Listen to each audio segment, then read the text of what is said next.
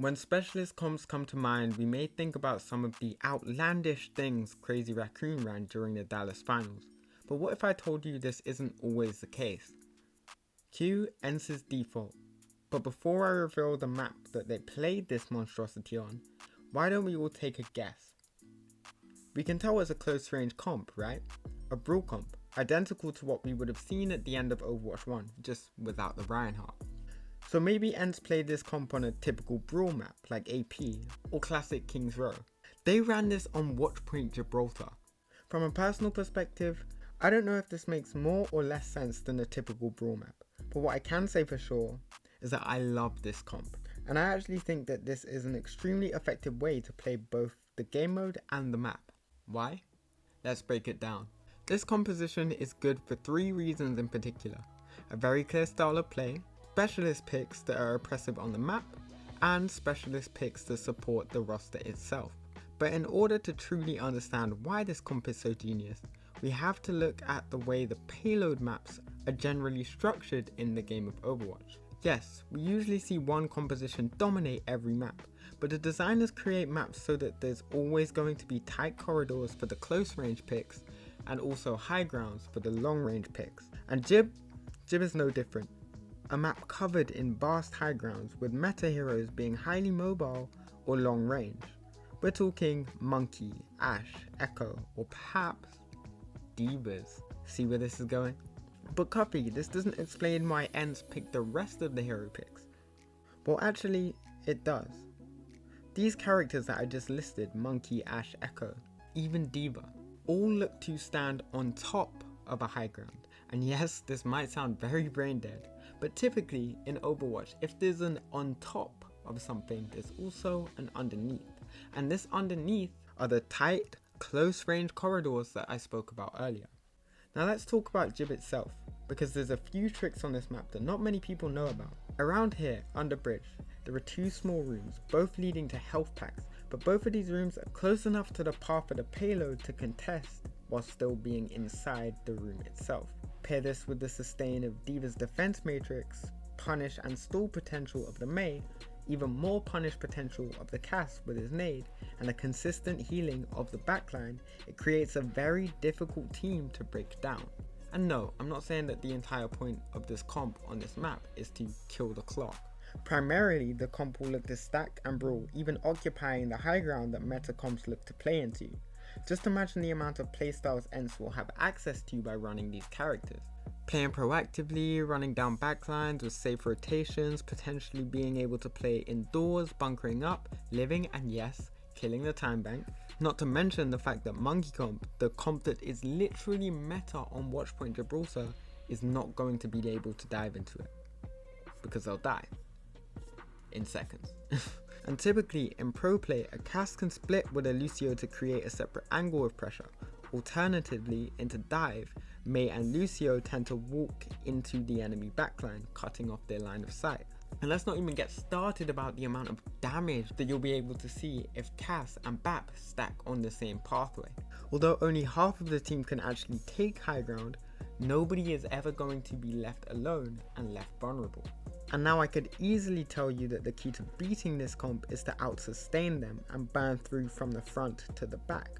But remember, that's not quite how this series works. It's all well and good running the same comp with maybe a Reinhardt and a Sim.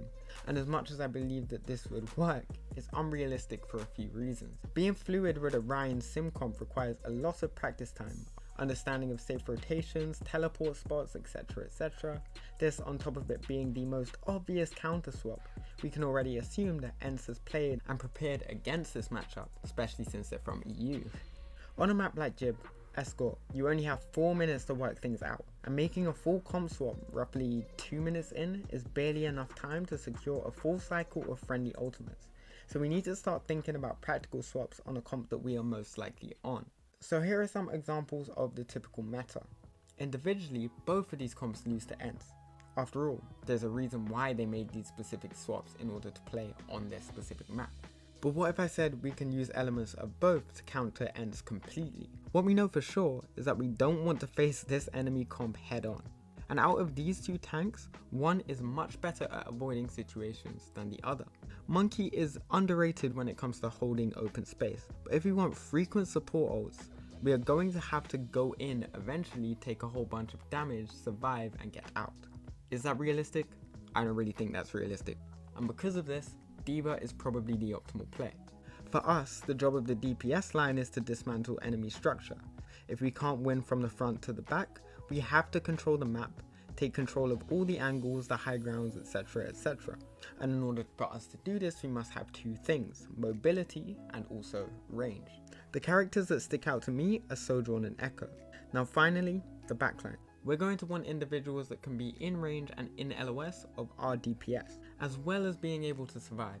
But the issue is, D.Va Lucio Kiri, in my opinion, is not good. These supports encourage a hyper-aggressive playstyle with a tank that wants to actually avoid that initial conflict. Brig, on the other hand, is another bad example. She doesn't want to play close because she will die, again. So in my opinion, I would run the Lucio Ana or the Ana Kiri. Survivable as a duo, but individually having so much value into the comp. Kiriko can control sightlines just like a DPS, and Lucio can occupy and control the same space as D.Va, including on the car. Remember, we're not running a tracer here. But Coffee, why are you so adamant on the fact that we have to run the Ana? Well, it's actually the idea of creating our own win condition. Ana's nade is the best ability in the game for baiting abilities like Suzu, or potentially Wraith, or potentially Ice Block. Timing and swapping engagements with both the nade and the echo stickies means that we have huge potential to force these high value cooldowns out. The D.Va's defense matrix is going to make it more difficult for us, but we can still play around it. In fact, we can take it a step further.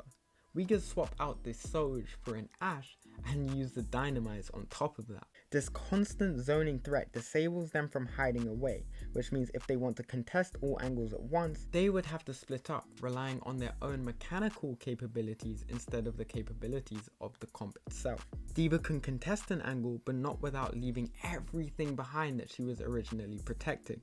Lucio can contest an angle, but then the team no longer has speed. And remember, D.Va can only protect the things that she's facing. If she wants to protect things behind her, she has to turn all the way around. Every single character in a standard Brawl comp has a purpose, so dragging any away from the team is losing them a bunch of value. That is the most important lesson that you're going to learn today. And with that being said, I hope you enjoyed the video. Remember to like, comment, subscribe, and continue suggesting comps for me to counter. On top of this, I wanted to announce the prices for my coaching being completely cut, and you can see the new prices in my description right now. I can assure you it's the cheapest pro coaching for the quality that you will get. And to conclude, thank you so much for watching this video, and I'll see you in the next one.